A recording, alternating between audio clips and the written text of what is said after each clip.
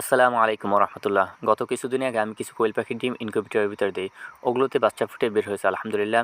তো এগুলোকে ব্রুডিং করার জন্য আমি একটা খাঁচার ভিতরে কিছু তুষ অর্থাৎ কাঠের গুঁড়ো এবং একটা 60 ওয়াটের বাল্ব দেই। তো মোট আমি 40টা ডিম দিয়েছিলাম, তার ভিতর থেকে 26টি ডিম ফুটছে, বাকিগুলো ফুটে নাই। যেহেতু আমাদের পূর্বে কোনো অভিজ্ঞতা ছিল না, আর যেহেতু এটা ম্যানুয়াল ইনকিউবেটর, এজন্য এগুলোর ডিম উল্টিয়ে দেওয়া লাগে। দৈনিক 3 থেকে 4 বার উল্টে উল্টে দেওয়া লাগে।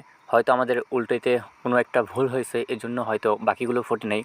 আর কিছু কিছু ডিম ফুটছে, তার ভিতর থেকে বাচ্চা একটু প্রতিবন্ধী বা অটিস্টিক এরকম কিছু বাচ্চা বের হয়েছে।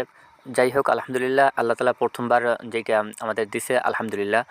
তো আরেকটা জিনিস খেয়াল রাখবেন, যখন বাচ্চা ব্লুডিং করবেন তখন যদি কারেন্ট না থাকে, অনেক সময় কারেন্ট থাকে না, যদি দিনের বেলা হয় তখন চেষ্টা করবেন এরকমভাবে রোদ্রে নিয়ে রাখা। যদি এগুলোকে এরকমভাবে রোদ্রে রাখা হয় তাহলে বাচ্চাগুলো ঠিক থাকবে।